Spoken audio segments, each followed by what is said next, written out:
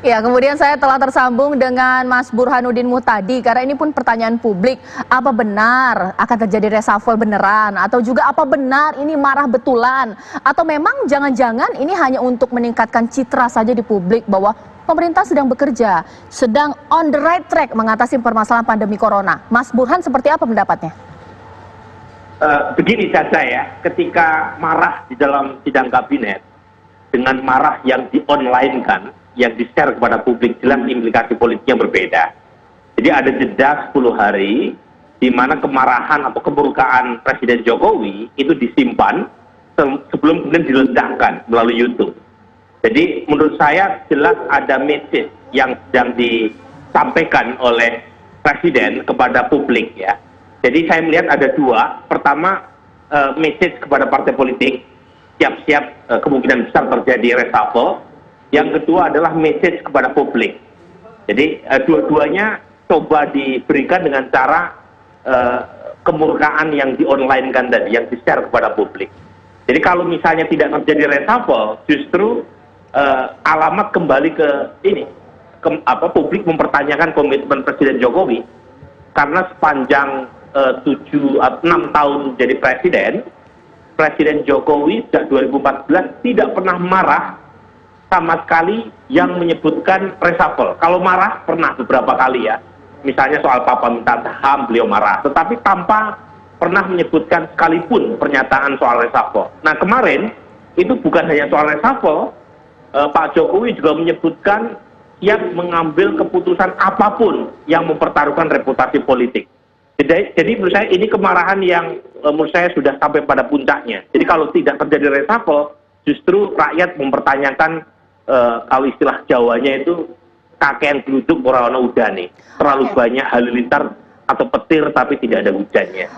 Mas Burhanuddin, politik kan tidak sesederhana itu. Apakah memang besar kemungkinan dorongan untuk reshuffle hanya karena ketidakpuasan penanganan di tengah pandemi corona atau ada hal lain?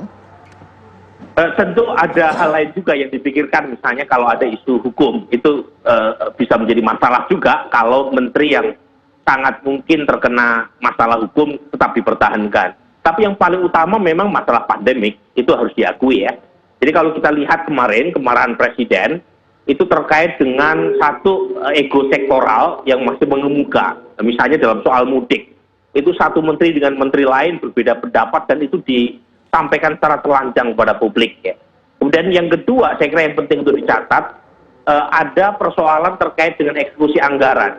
Padahal COVID-19 awalnya adalah public health crisis, sudah berubah menjadi economic crisis kalau tidak diantisipasi segera.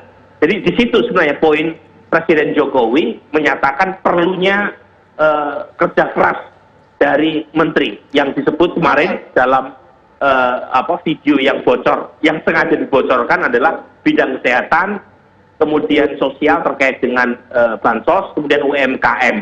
Jadi ini saya kira tidak bisa ditunda-tunda. Bahkan saya menganggap sinyalemen reshuffle itu terlalu terlambat. Harusnya 2 bulan yang lalu untuk mengantisipasi biar isu terkait dengan pandemik tidak sampai berlarut-larut. Baik, Mas Burhan, kalau memang ini beratnya karena memang penanganan pandemi seperti apa, saya minta Mas Burhan menghitung-hitung karena di sini ada Gerindra, ada P3 juga lewat sambungan Skype, terhubung juga sambungan telepon dengan PDIP, melihat dari kinerja menteri karena ada yang tidak bersentuhan langsung dengan kondisi pandemi corona, siapa yang akan dipertahankan, adakah penambahan atau adakah yang dikeluarkan? Bagaimana Mas Burhan?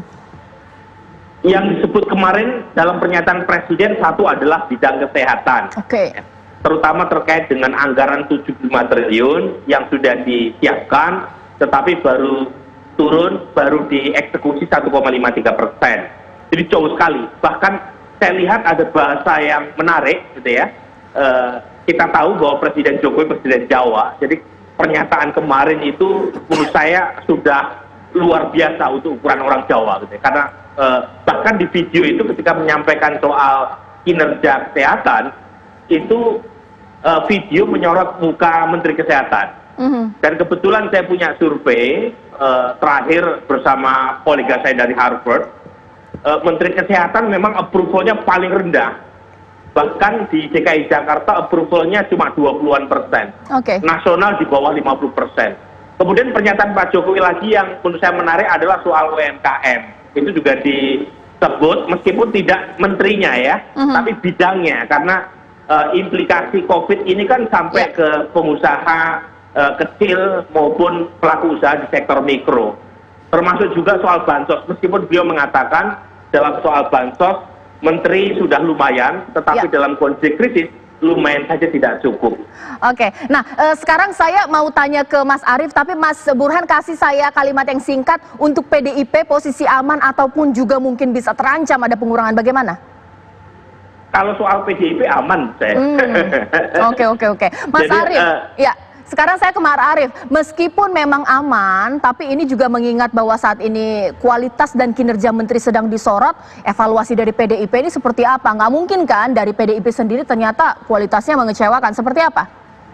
Loh, kalau kita ini percaya, karena tadi sejak awal ada arahan, ada kebijakan dari Ketua Umum, ya, kepada para menteri yang berasal dari PDI Perjuangan. Jadi kita percaya bahwa menteri-menteri kami bekerja dengan baik, kerja keras. Gitu. Nah, soal evaluasinya kan tergantung presiden, bukan kami.